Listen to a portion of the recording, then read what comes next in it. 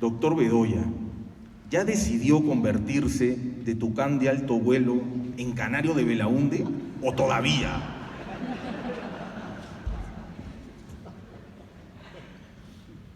Manuel Escorza, 31 de marzo de 1980.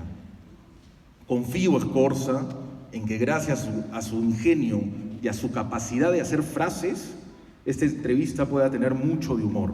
Hablando de humor, ¿por qué no tocamos para empezar alguna de las propuestas económicas de Genaro Ledesma?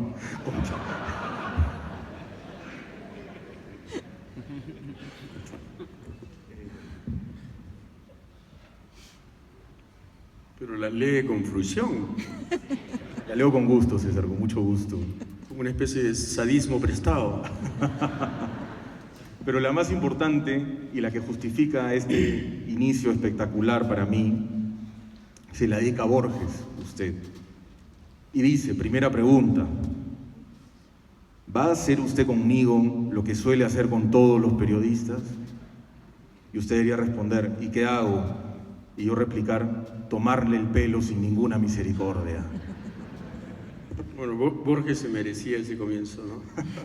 César, no, yo solo quería hacer alusión a estos inicios. Además, perdón, sí. Hay una anécdota de lo más divertida, porque yo entré a la suite del Hotel César y Borges me tomó de la mano. Estaba, por supuesto, totalmente ciego, y María Kodama estaba al costado. Y María Kodama le dijo, es el tal señor de la tal revista. Y entonces me tomó de la mano, pero la mano izquierda, y me empezó a dar una explicación erudita, germánica, de dónde venía mi apellido. El patronímico. Sí, de los Hildebrand, de la saga, del cantar, de la gesta del siglo XIV. Yo me sentí, por supuesto, antiguo e importante, pero se demoró 4 minutos en darme la explicación. Increíble.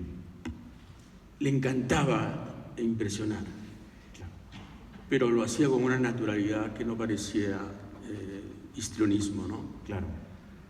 Fluía. No, la verdadera erudición es así. Fluía sabiduría el tipo, encantador. Uno lo veía y se olvidaba de que había admirado a Pinochet, había consentido a Videla, había autorizado a Franco y estoy seguro que se habría enamorado de Fujimori.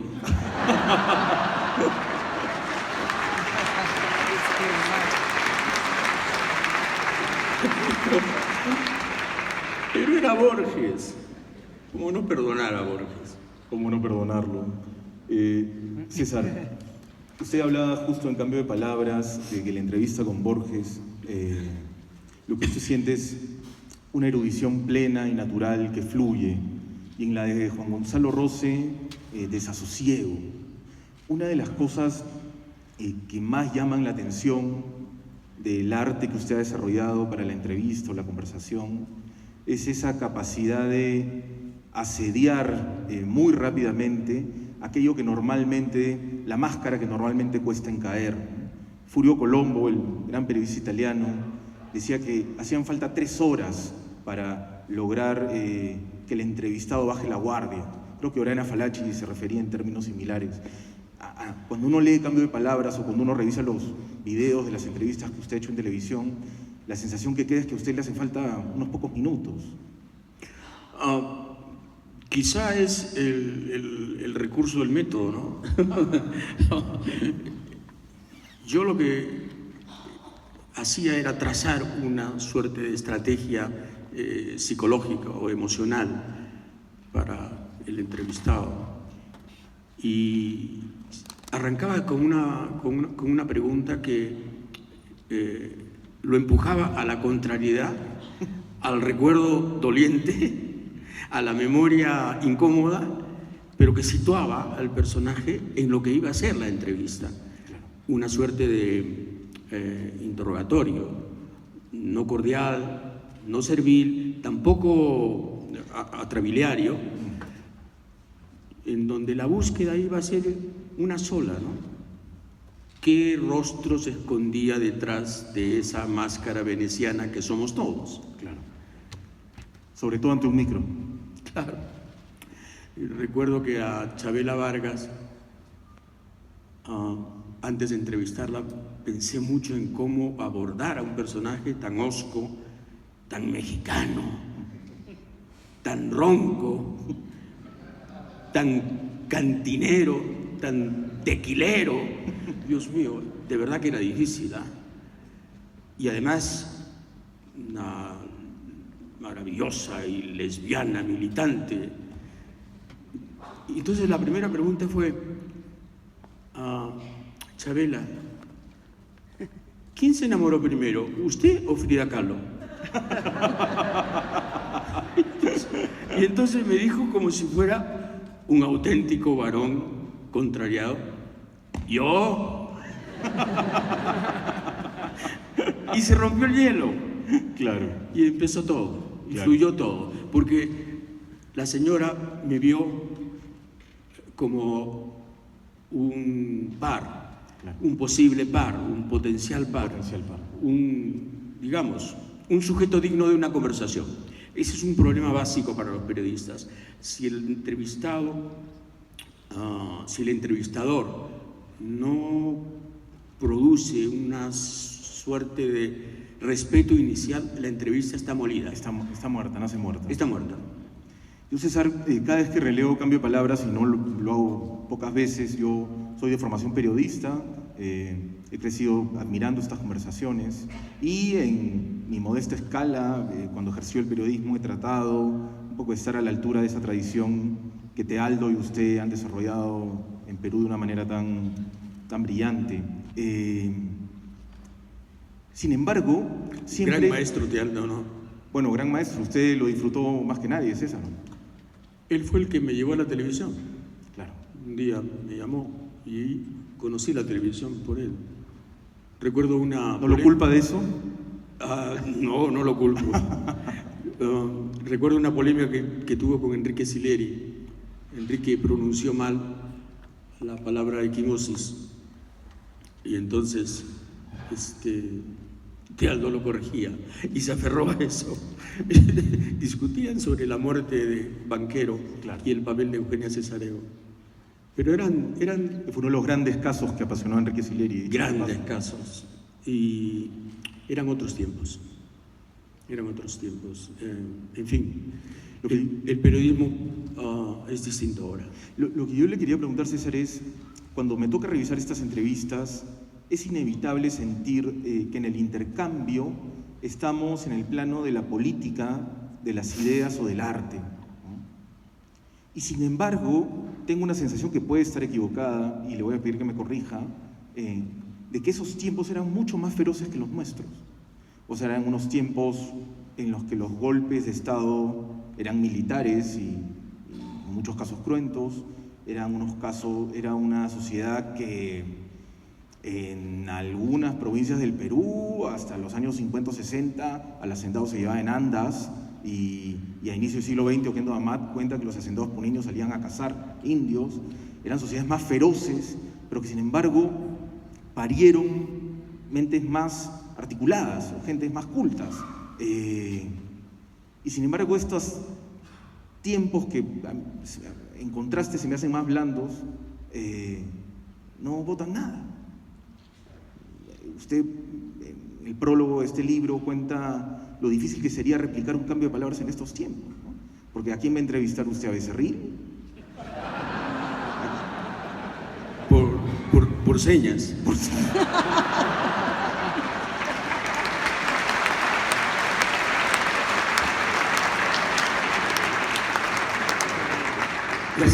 Caemos en una suerte de... los argentinos me parece que le llaman nostalgia del fango, ¿no? Pero cuando uno tiene melancolía por esos tiempos, pues claro, usted dice a Luis Alberto Sánchez, ¿quién lo sucedió? Velázquez Gesquén, hasta, no sé, los demócratas cristianos. O sea, ¿a quién tenemos que recurrir? A las letonas, los becerriles. Eso es una sociedad bien trágica en términos de representación política, ¿no? Sí, pues, pero es la tragedia que hemos perpetrado entre todos. No somos ajenos a esa tragedia. La tragedia de un elenco intelectual que no dejó relevos, que no dejó legados, que no dejó albaceas, quiero decir. Legados sí, abstractos, pero nadie que los encarne. O sea, la síntesis es, pasamos de Haya de la Torre, a quien yo conocí en su casa, y del cual se puede decir lo que usted quiera, excepto que era un ladrón, al doctor García. Y eso lo dice todo. Ese es el resumen absoluto.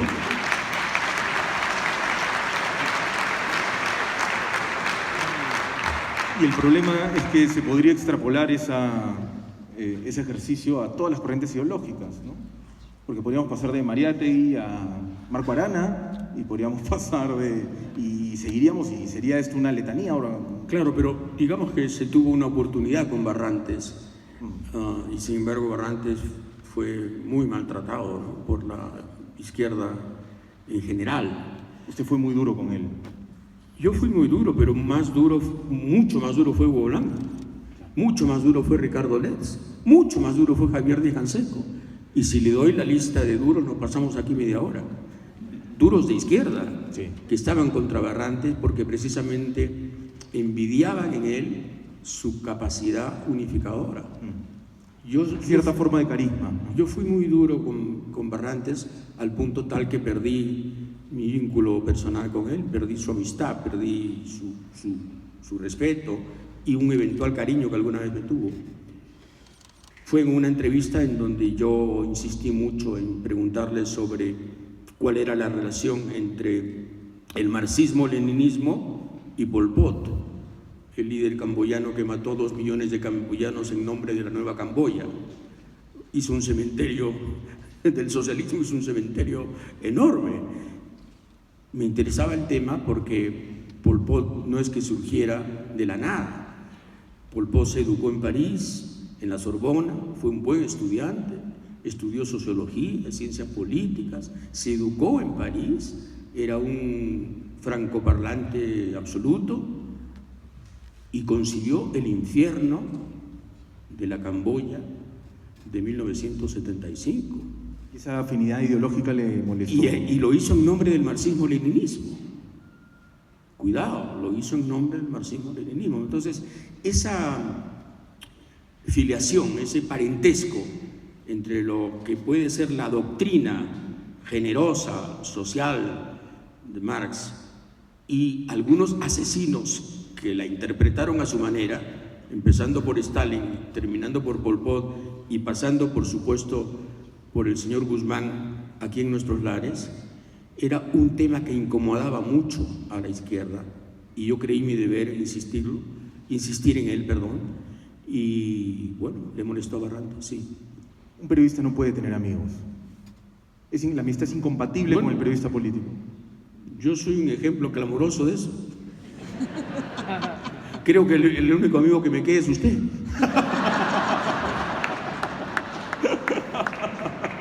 Y no sé cómo quedaremos esta noche.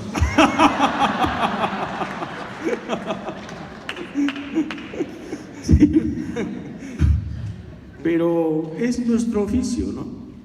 Nuestro oficio es ser incómodos, irritar. ¿Cuál es la satisfacción del periodista? Pisar callos. Es muy poca. Ver en la cárcel al bribón, así sea una cárcel preventiva, verlo fugar, haber tenido la razón. No, la lucha en sí,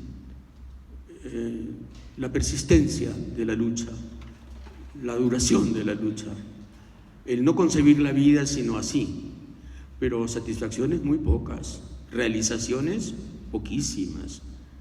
El país no nos obedece, no nos acata, no nos asume como consejeros.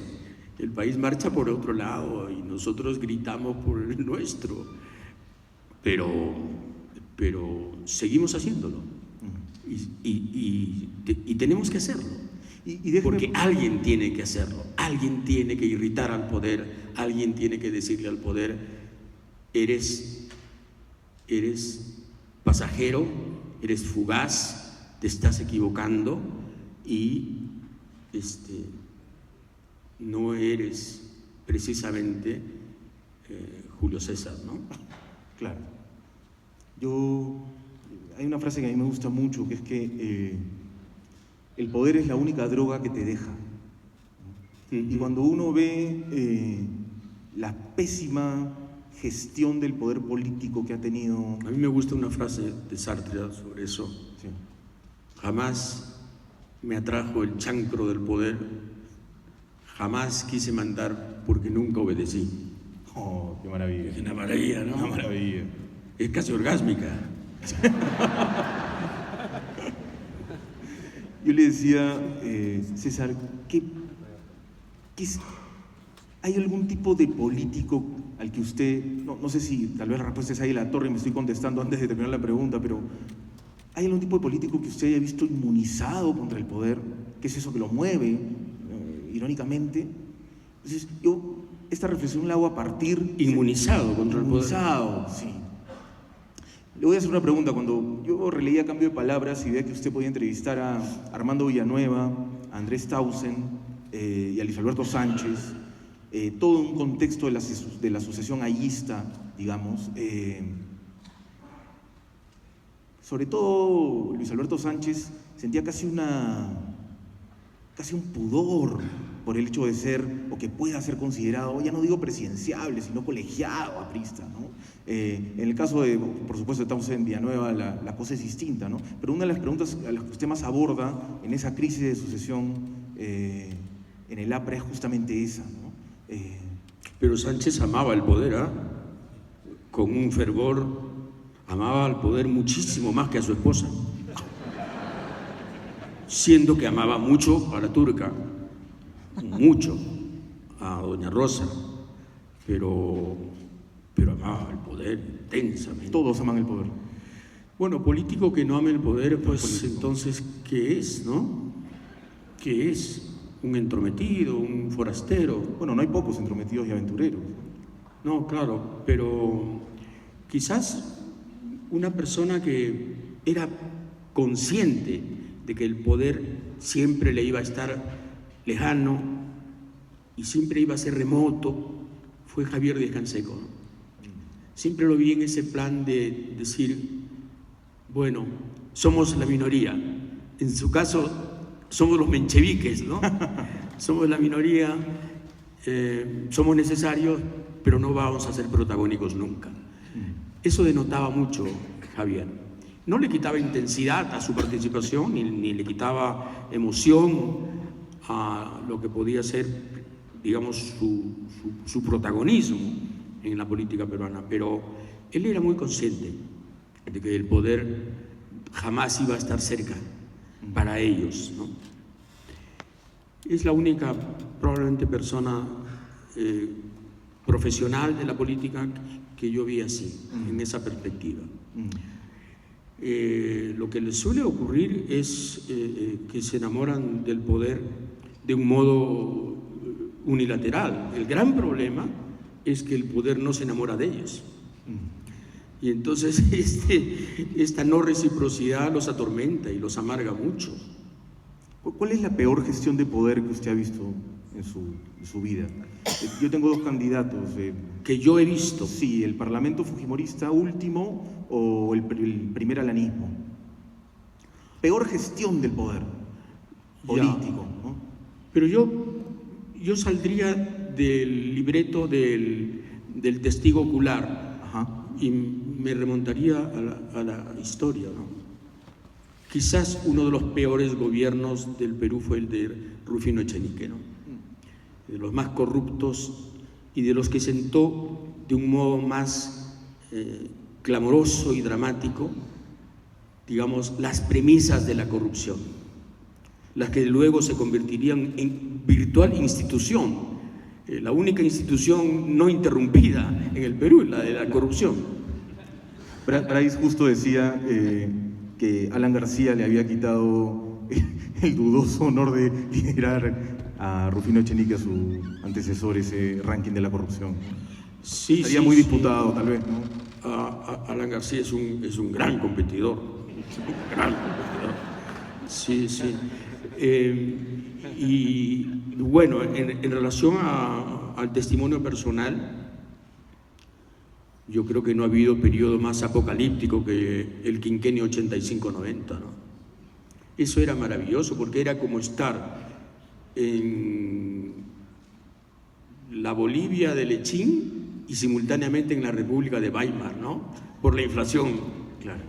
Yo recuerdo que los precios cambiaban todos los días y era divertido ver en las vitrinas esos cambios, ¿no? Y realmente uno recibía sueldos inverosímiles, con muchos ceros, a la venezolana actual, digamos, ¿no? Claro. El profeta de Maduro fue Alan García. Eso está... César no ha perdido la capacidad de dar titulares, ¿no? ¿La capacidad de qué? De dar titulares, digo. Bueno, es que es exacto. Llegamos en un momento dado a tener 3.700% de inflación anual. Y Jerónimo, imagínese, 3.700% de inflación anual. O sea que lo que costó un sol el 1 de enero costaba 3.700 el 31 de diciembre, sí. Gracias al doctor García. Lo que pasa es que hubo un consejero argentino, el señor Daniel Carboneto, que lo convenció de que la inflación no era un gran problema. La inflación, si se manejaba, no era un gran problema porque al final de cuentas de lo que se trataba era de estimular la economía a través de la demanda interna. Y bueno, un poco de circulante para estimular la demanda interna no hacía mal.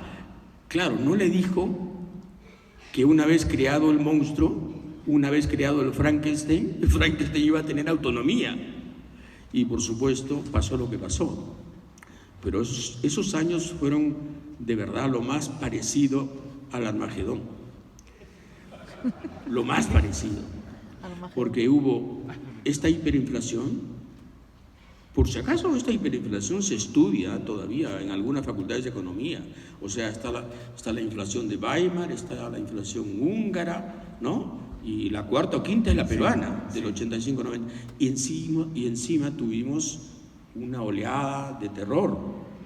Fue la época en que Sendero decidió iniciar la lucha cerca de las ciudades, ¿no? Si el 80 lo había hecho en el campo, el 85 empezó a hackear ciudades. Entonces era una ciudad con los apagones y la inflación. Y yo recuerdo una vez que Genaro Legado Parker me dijo, yo le vivía en un piso 14 de un edificio en Miraflores, y cada vez que había apagón no había ascensor. Y Genaro me decía, cada vez que hay apagón subo las escaleras y en cada peldaño grito, García, García, García. Me parecía de lo más divertido. Y le voy a hacer una pregunta anticlimática, César. ¿Nunca en su ejercicio profesional, sintió la ilusión de que el país iba a mejor? Mire qué ingenuo soy. No es ingenuidad, es una pregunta sana y terapéutica, pero la respuesta es no, nunca. Nunca. Y dicho sin amargura, sin drama, ¿no? Francamente no. Y con la caída del fujimorismo, por ejemplo, en el año 2000, el 2001, la época de la transición. Sí, pero eso duró un año. Y además ese año de Paniagua fue brevísimo porque se dedicó, digamos, el Perú a inyectarle penicilina al organismo para botar un poco la infección, ¿no? Pero recuerdo que la mayor hazaña televisiva de aquel año de Paniagua tan breve, fatalmente tan breve, fue el señor Lucar entrevistando al chofer de Crucillat y logrando que el chofer de Crucillat dijera que le había pagado $30.000 a Valentín Paniagua. Y recuerdo al presidente de la República, Valentín Paniagua, llamando por teléfono y diciéndole, es usted un miserable. Que era una auténtica verdad.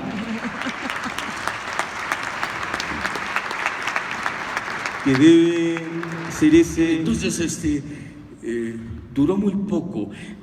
Fue una convalecencia interrumpida. Estábamos convaleciendo Y en eso llegó, ¿quién llegó? El avión parrandero. Llegó el Super Cholo.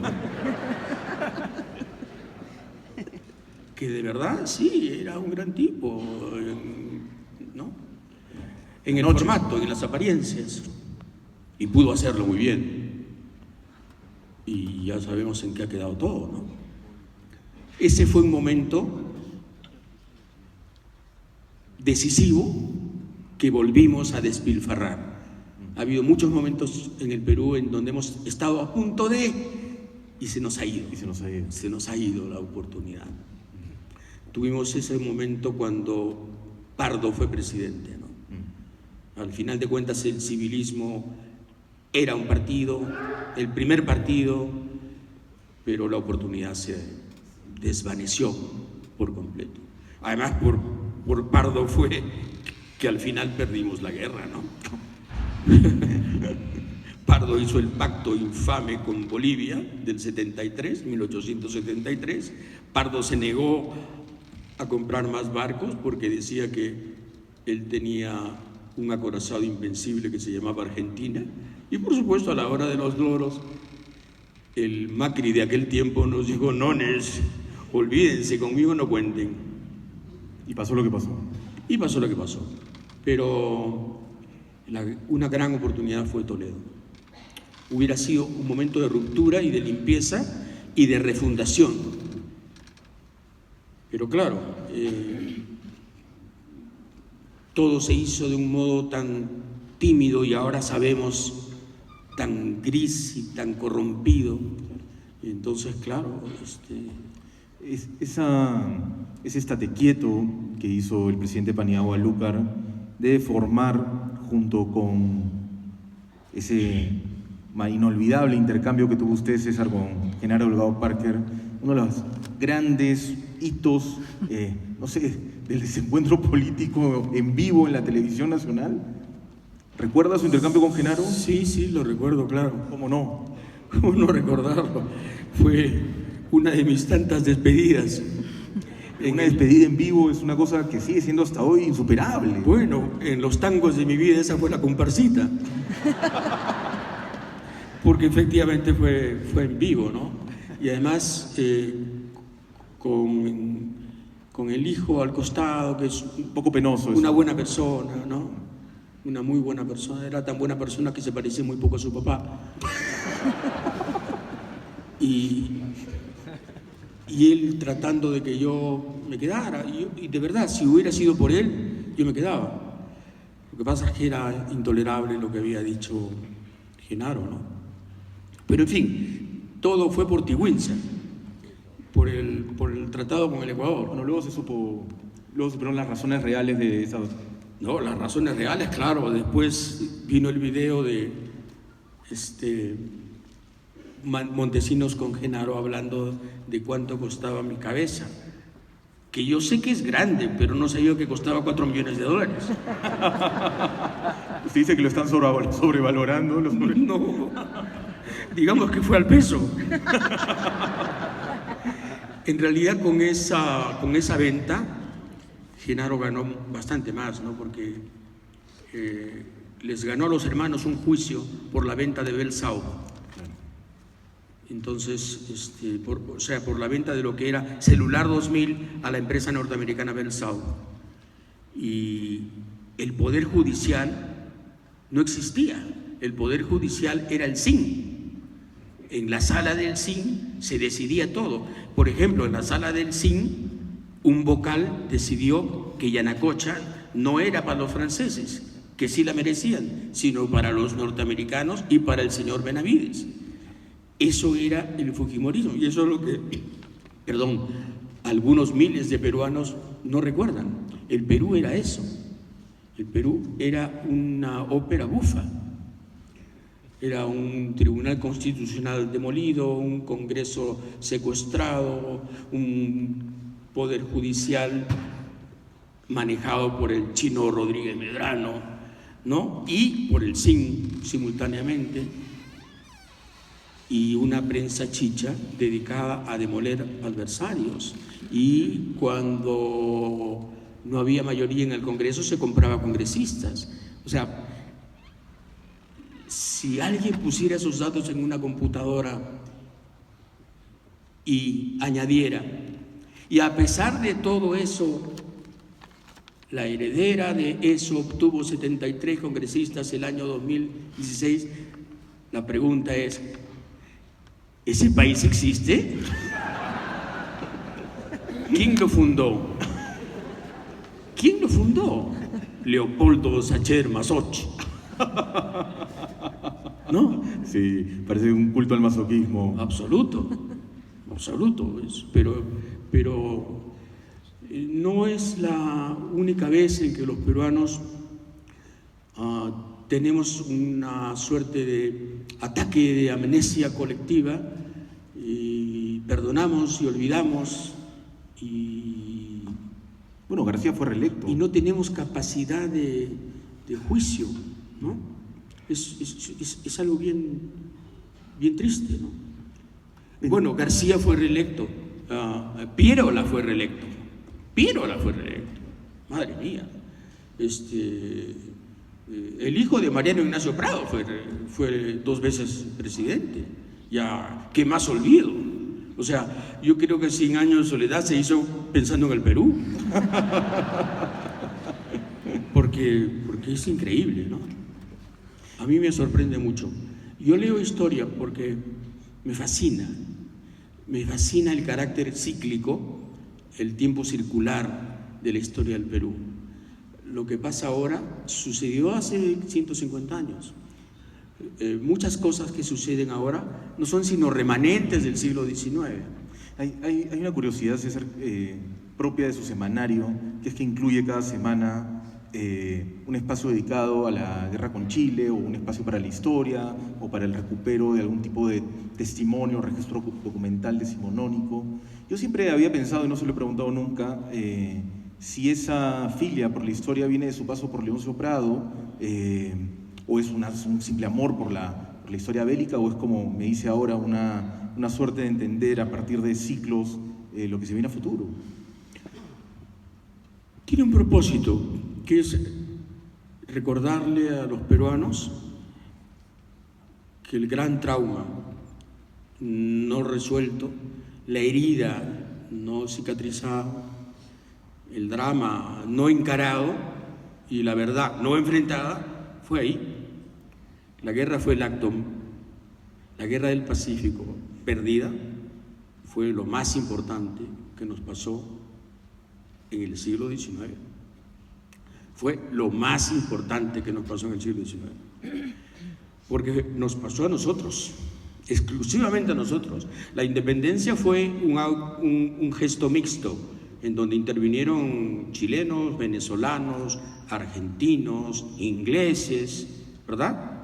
Al final de cuentas fue un colectivo internacional que, con el auspicio británico y en muchos casos francés, logró la independencia, y fuimos los últimos en alcanzar la independencia en América, porque habíamos sido el bastión del realismo por ser el virreinato más importante de esta zona de América. El otro era México. Muy bien, pero la guerra del Pacífico la perdimos nosotros, los peruanos. Y la historia oficial, la que yo leí de niño, es un ceremonial de mentiras sistemáticas y de ocultamientos y de omisiones, y creí necesario, en fin, no diré pedagógico, pero sí estimulante, dar testimonio de esto en cada número. Y bueno, mi plata me cuesta, porque viajo a Chile, hemos viajado a Chile 2 veces con mi esposa a comprar libros valiosos, las memorias de Lynch, por ejemplo, el que no se conocen en Perú, que los chilenos llamaron el virrey.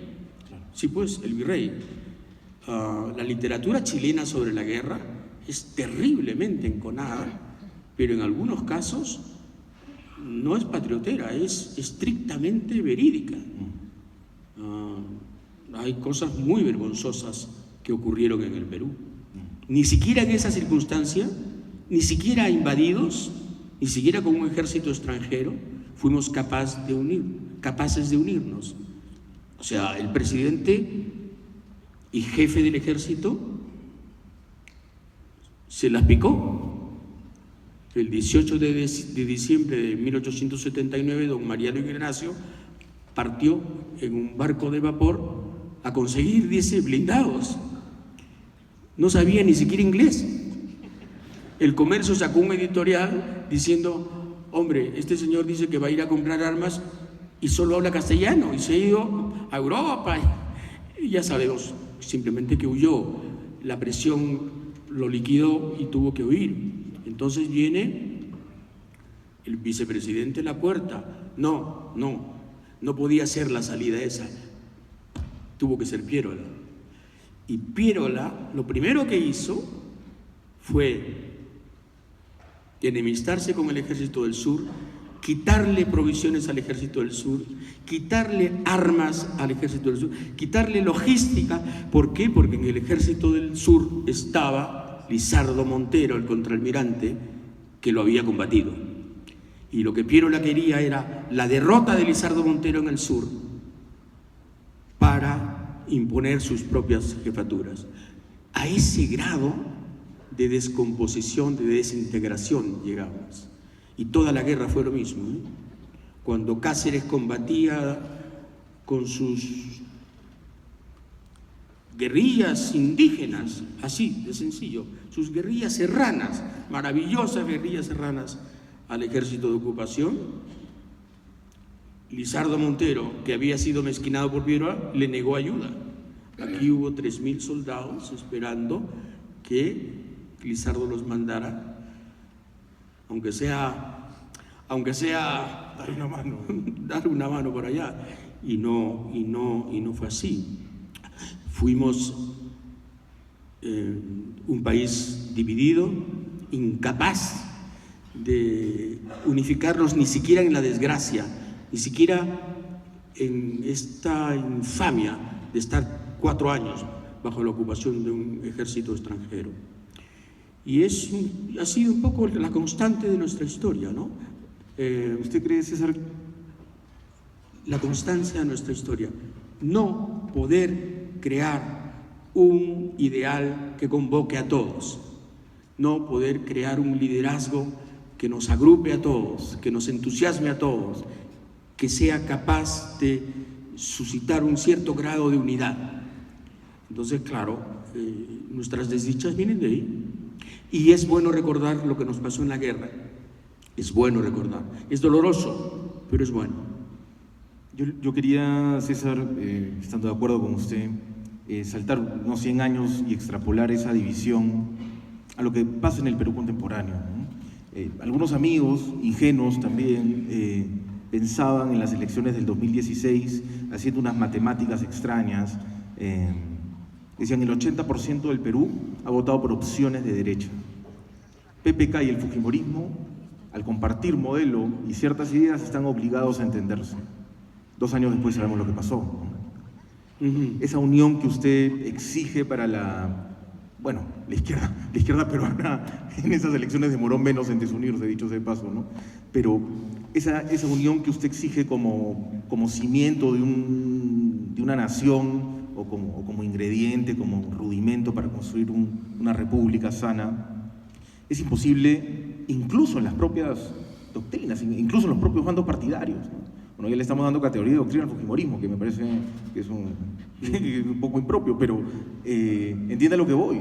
Sí, pero son, digamos, remanentes, consecuencias menudas, minúsculas, de aquello que he tratado de describir como nuestro gran drama, ¿no? ¿Y César, ni con Velasco? No tenemos una nación. No tenemos una nación. ¿Usted no lo sintió ni? Somos una federación de tribus. Y es importante decirlo, y decirlo con pasión, con dolor y con un cierto grado de patriotismo. Ya sé que la palabra patriotismo es una palabra desprestigiada, ¿no? Nos han hecho creer que el nacionalismo es malo y que las fronteras son ficticias. A ver, pregúntenle a Donald Trump si eso es cierto, pregúntenle a Macron si eso es cierto, pregúntenle a Macri si eso es cierto. Yo le preguntaba a César si usted no sintió eso, porque estoy, como ve, tratando de encontrar sus debilidades, si no sintió esa idea de nación ni siquiera con el velasquismo. Sí, fue un intento. Han pasado 50 años, se han cumplido el mes pasado 50 años de la revolución. Fue un intento orgánico, porque fue el compromiso de la Fuerza Armada en general, pero terminó mal. Terminó mal porque, al final de cuentas, Velasco padeció de una incoherencia que lo terminó derrumbando. Y esa incoherencia era, vamos a hacer política sin políticos, vamos a hacer obra pero sin pueblo, vamos a hacer todo vertical y dado por la Fuerza Armada. Él se asustaba mucho con el tipo de asambleísmo que le ofrecían, por ejemplo, los muchachos del PC que estaban a su lado, los muchachos de la CGTP que estaban a su lado. Y claro, terminó en un fracaso, pero es totalmente injusto decir que ese gobierno fue letal para el Perú. Si ese gobierno no hace la reforma agraria que hizo, Sendero, años después, habría tenido una materia prima maravillosa para su expansión. Si Sendero Luminoso tuvo problemas para crecer en el campo, fue precisamente porque ya se había producido la reforma agraria y había propietarios en el campo y había rondas campesinas de gente que protegía su ganado, sus propiedades, sus hectáreas, su pobreza organizada, digamos. Pero en la época que usted describió hace unos cuantos minutos al empezar esta charla, cuando los gamonales salían a cazar indios y se iban en andas, si Sendero hubiera surgido en esa época, lo teníamos a Guzmán en Palacio, desde luego que sí. Entonces es justo reconocer que la reforma agraria fue un gesto importante que hizo la Fuerza Armada, con Velasco a la cabeza, para desahogar un poco las mayores presiones sociales. No olvidemos que ya había habido guerrillas acá, y guerrillas importantes. Claro. César, eso me lleva rápidamente al estado... ¿No hay una pregunta frívola por ahí?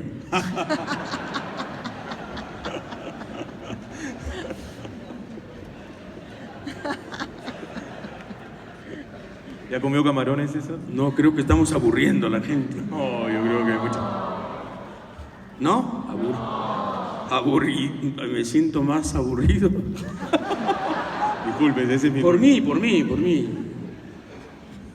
Yo le quería preguntar, César, por un tema serio en realidad, que es el estado de la prensa hoy. Hay una cosa que es muy curiosa y que vale la pena mencionar en el caso peruano, que es que usted lleva, si no me equivoco, 10 años haciendo Hildebrand en sus 13, su semanario, lo que implica que vea una década alejado de la televisión, ¿no?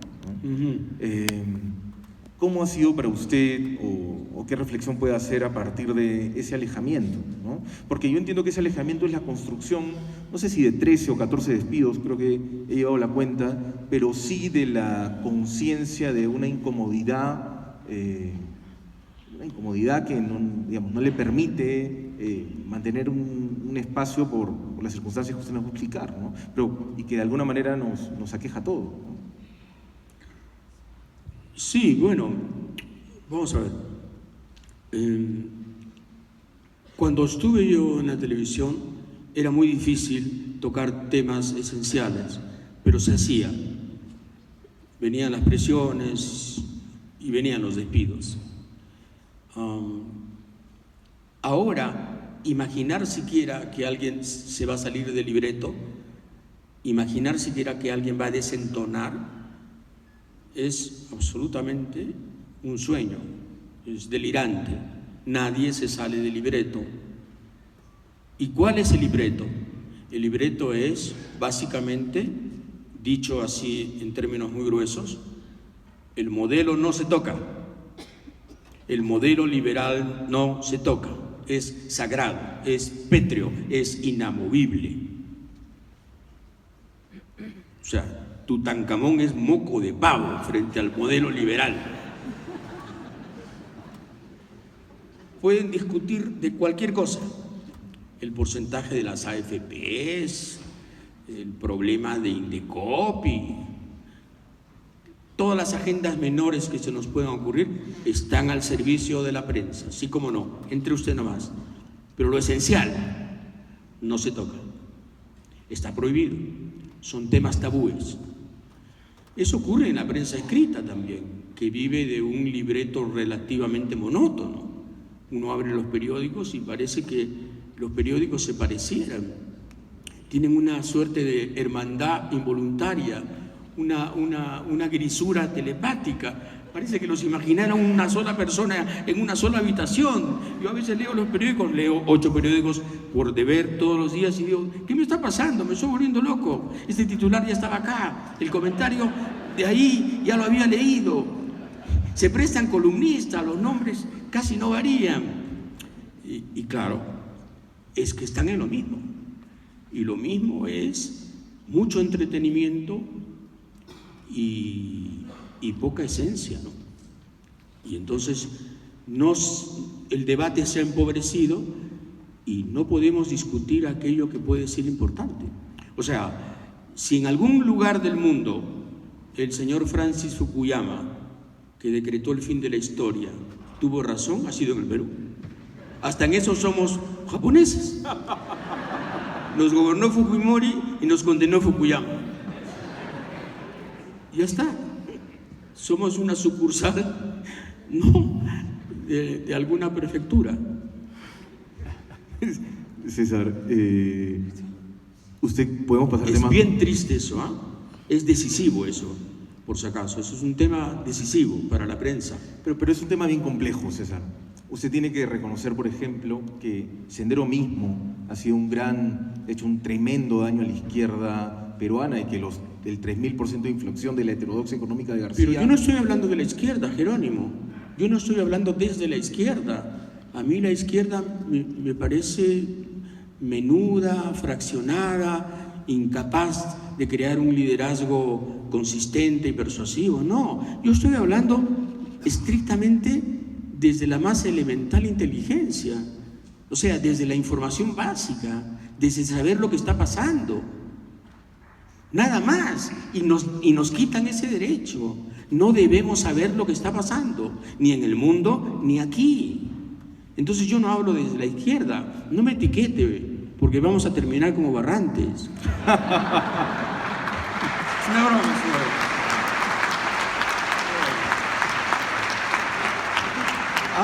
Hablo del derecho de la información, y no lo tenemos. Mire usted las páginas internacionales que tenemos. De verdad que dan pena. Sí. La reflexión no existe. Y esta cosa eclesial, catedralicia, el liberalismo y la democracia. ¿Cuál democracia?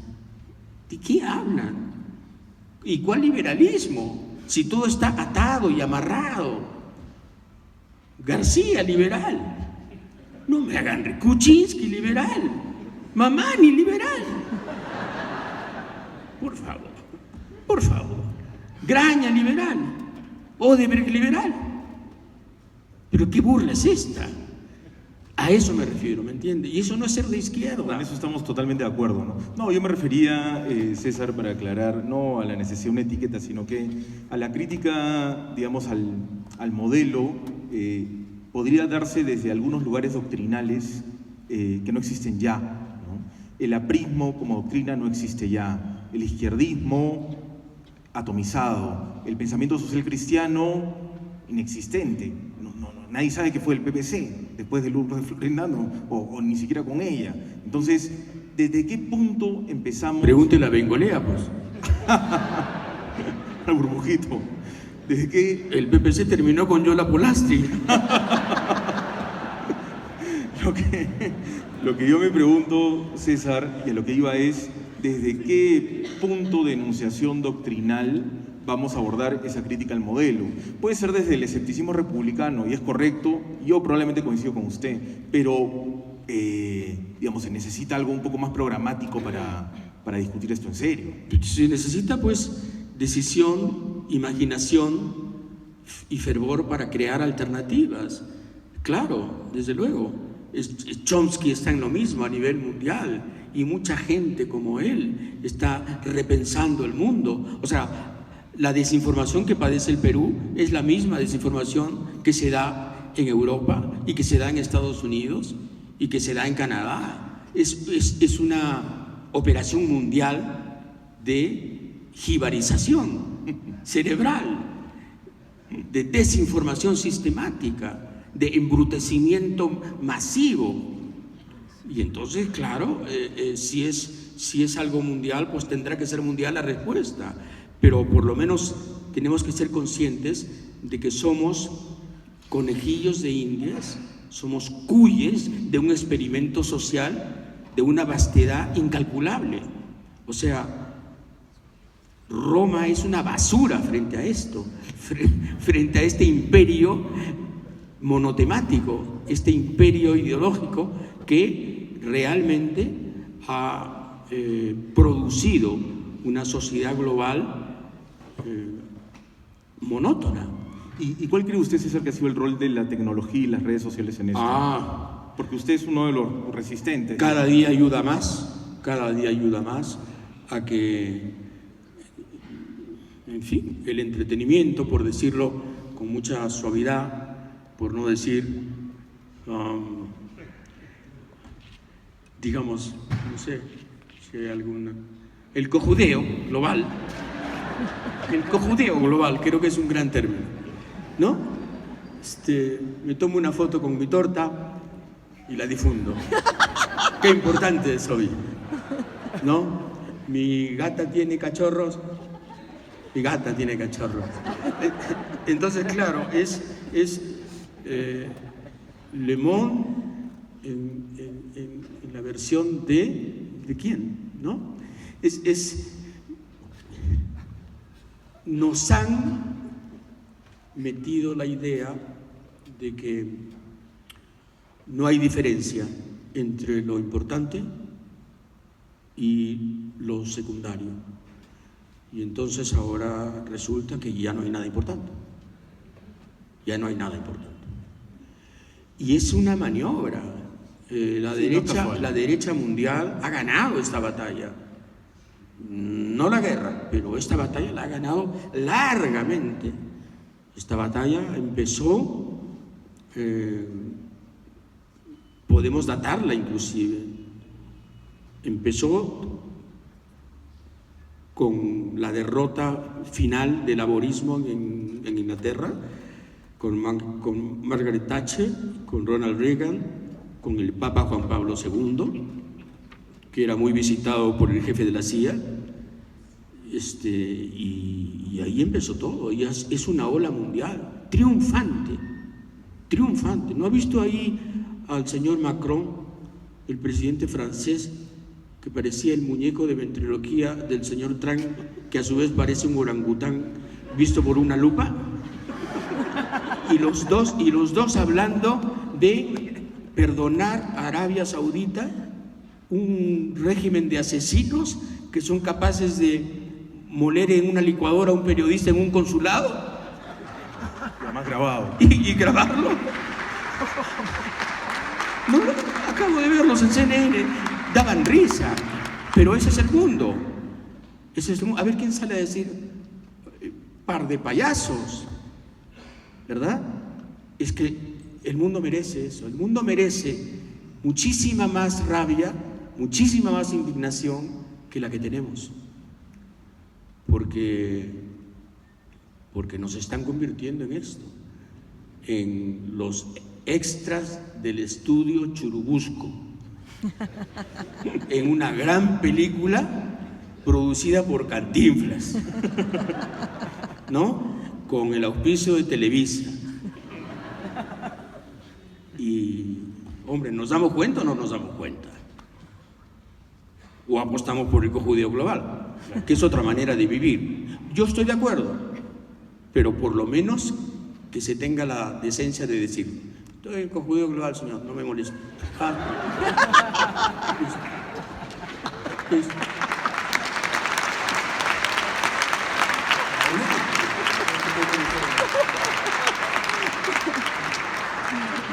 Algunas preguntas, César, que ojalá sirvan de contraste a esta indignación, y tiene que ver básicamente, y tal vez una mala palabra la que voy a usar, de la literatura como refugio, que también ha sido una constante en su vida. Puede ser oasis en vez de refugio, o refresco, o tal vez propósito.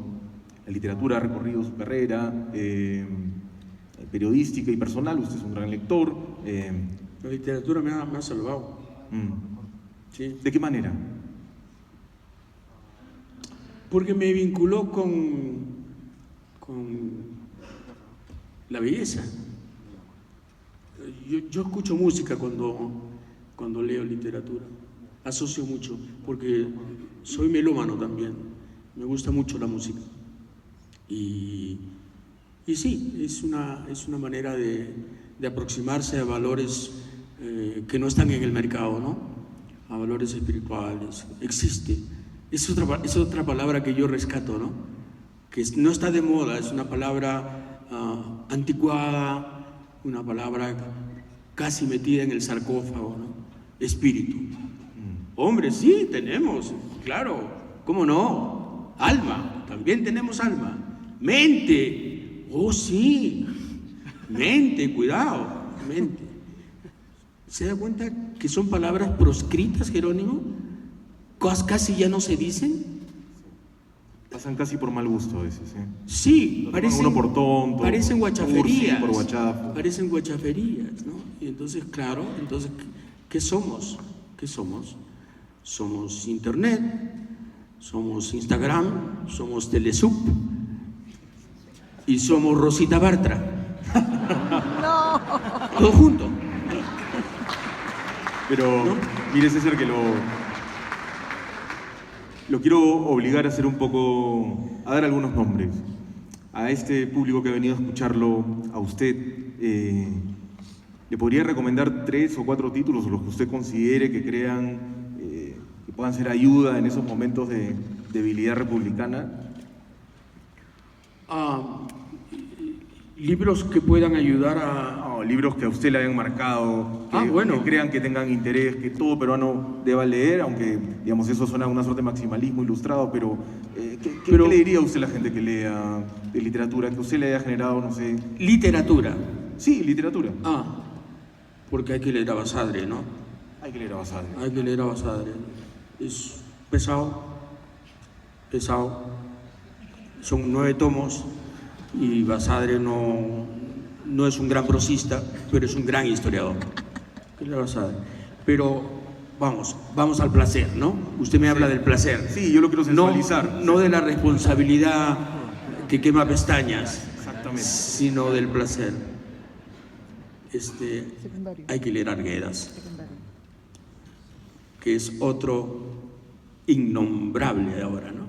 Arguedas, ¿quién es Arguedas? El Girón Arguedas. Alcides Arguedas, el boliviano. No, Arguedas, José María Arguedas. El gran y atormentado bilingüe, ¿no? El quechua maltratado. El tipo que pudo escribir libros imborrables. Hay que leer a Arguedas, hay que leer Alegría. Hay que leer a Ciro Alegría, es otro nombre proscrito, no está de moda. Es curioso... Ni liberal, ni nada, no, Ciro Alegría no, es un difunto, ¿no? Es curioso cómo la obra de Ciro Alegría sí ha recorrido no sé si es un tema de modas o fama... Es moda, no está de moda, es incómodo porque nos remite al gran personaje, a Rosendo Maki, el gran comunero que trata de levantar las masas. Peligroso, no vaya a ser. Mejor léete a Laura Bozzo. Está mejor no te vayas a envenenar con Ciro Alegría y Rosendo Macri, que es un subversivo, no, mucho cuidado, pero Ciro Alegría, ¿no? Y además Ciro Alegría, uniformemente bueno, ¿eh? Su trilogía es extraordinaria. ¿Uno más, César? Acá hay muchos estudiantes. Yo recomiendo leer poesía. La poesía de los 50. A mí, yo me eduqué sentimentalmente leyendo, por ejemplo, a Washington Delgado. Otro nombre proscrito. No, Washington Delgado, no, eso debe estar en la Casa Blanca. No. Gran poeta, Washington Delgado. Gran poeta. Gran poeta. Gran poeta, sí. Nombre muy generoso, además. Generoso, hermoso. Hermoso. Distante de cualquier artificio, huidizo de la fama, tímido como un conejo, gran tipo. Y recomendaría leer a Juan Gonzalo Rose. Qué maravilla, Juan Gonzalo Rose. A Juan Gonzalo Rose. Recomendaría leer el libro de un señor que se llama Jorge Pimentel también, que es el papá de este señor. Pero no es sobonería, sino que yo le tengo mucho cariño literario al padre de Jerónimo, porque es muy buen poeta. Y por supuesto, es otro ninguneado. Otro ninguneado. No figura, pero no aparece. Hay escritores a los que les gusta vivir en las márgenes y lo hacen bien, ¿no? Sí, pues, él es uno de ellos, ¿verdad? Y digamos, un acceso a lo que puede ser la capacidad de interpretar el mundo desde una perspectiva asombrada y militante, es Sartre, ¿no? Y yo recomiendo mucho leer La náusea. Sí, que por si acaso no es un resumen de la historia del Perú, ¿eh? Es una muy buena novela. Un libro Sartre que me encantó fue La infancia de un jefe, una maravilla. Sí, se lee poco a Sartre hoy. Nunca olvidaré. Yo también era adolescente cuando leí La náusea, pero he vuelto a leer La náusea. Y Roquentin es mi gran personaje. Y además tengo frases que me acuden, que me sobrecogen. En el momento menos pensado me viene una frase del libro. Porque es cierto, vivimos, o sea, no hay nada más universal que la inteligencia. No hay nada más abierto, generoso y esta vez sí sin fronteras que el talento, que la creación. El arte es universal o no lo es, ¿no? Usted, César, ganó el cuento de las 1000 palabras hace unos años ya. Sí, sí. ¿Cómo se ha sentido con la creación literaria? Pero eso fue un cuento. Sí, gané. Escribí un cuento de 1000... ¿El ejército de la sensatez, si no me equivoco? Sí, sobre un suicida que acomoda sus píldoras antes de acometer su obra. Sí, yo tengo una perversa, una discutible admiración por los suicidas. Y escribí ese cuento imaginándolo, ¿no? Y bueno, no sé, a alguien se le ocurrió que no era malo. ¿Y ha insistido? No tengo tiempo. No tengo tiempo. No, el periodismo me exige todo. Sacar el semanario todas las semanas es muy duro, muy difícil. Pero, en fin, es mi tarea, mi modesta tarea. ¿Es cierta la leyenda que se dice, César, de que usted revisa hasta la última leyenda del semanario? Bueno, eso es una gran mentira, porque yo no reviso leyendas, yo hago leyendas. ¿De cabo a rabo? Sí. Acabo de recordar cuando anunciaron la muerte de Mark Twain y Mark Twain dijo: eso es por lo menos una exageración. Hermoso. Eso es por lo menos una exageración. Tengo que decir que eso es por lo menos una exageración. Bueno, yo creo que ya no. matado todo el interés del auditorio por sus muertes. No, al contrario, César.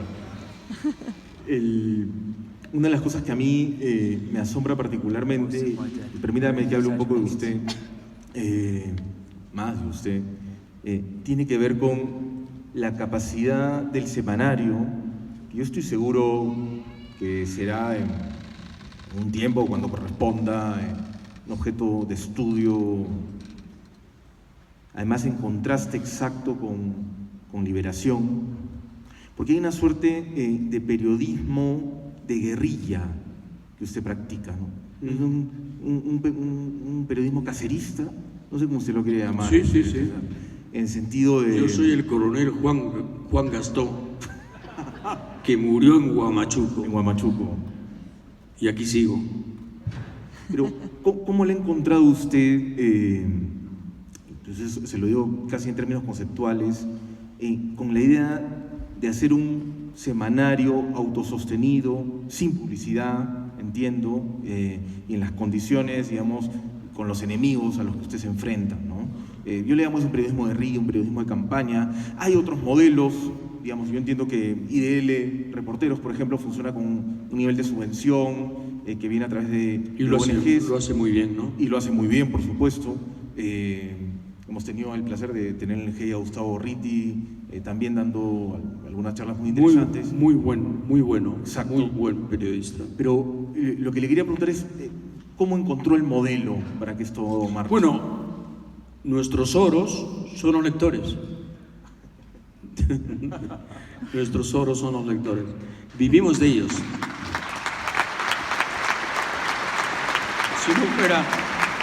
Si no fuera por ellos, tendríamos que haber cerrado. Es un modelo de negocio precario que vive estrictamente de la venta, de lo que podemos, de los ejemplares que podemos imprimir y vender. Pero sí, en términos de publicidad, somos vírgenes. Es la única virginidad que nos queda. Ni los privados ni los estatales. Algunas veces nos han pedido presupuesto y luego han retirado su oferta. Pero eso nos da una gran libertad, pues. Claro. Eso nos da una gran libertad porque el negocio de vincularse al poder de la publicidad es un negocio muy relativo, ¿no? Porque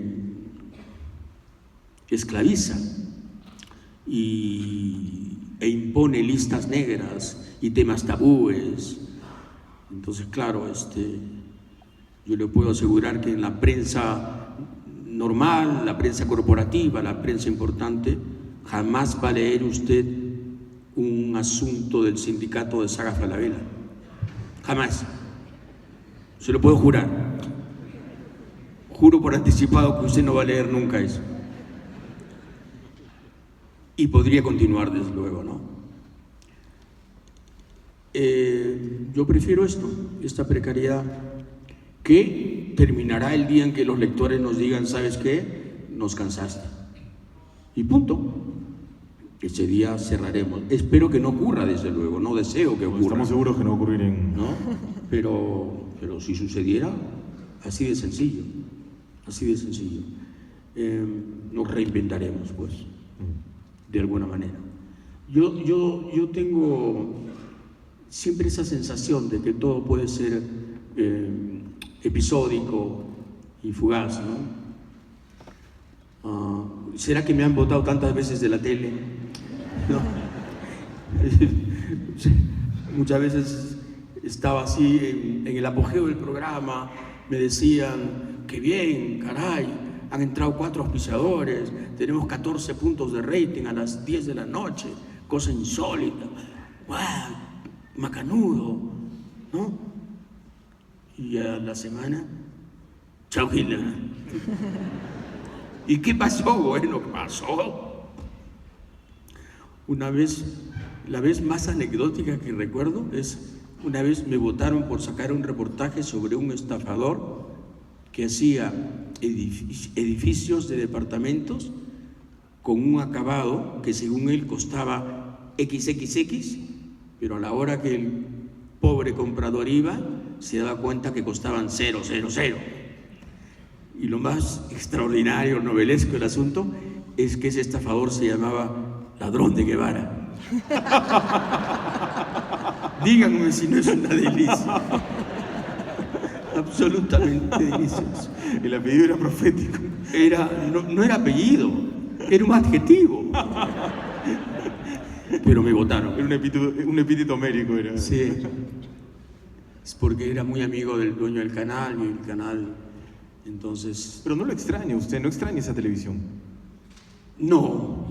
Y además creo que es recíproco, esa televisión tampoco me extraña a mí, desde luego. Para nada. Pero es curioso porque, es curioso y se lo tengo que decir, César, cada vez que usted va, nos ha pasado, perdone que diga esto en público, pero cuando hemos hecho 2 entrevistas, a raíz de la reedición de Cambio de Palabras, que ha sido con Mávila Huertas y con Renato Cisneros, han tenido picos de rating sustancial. O sea, hay un público que todavía lo reclama. Sí, seguramente, ¿no? En fin, yo...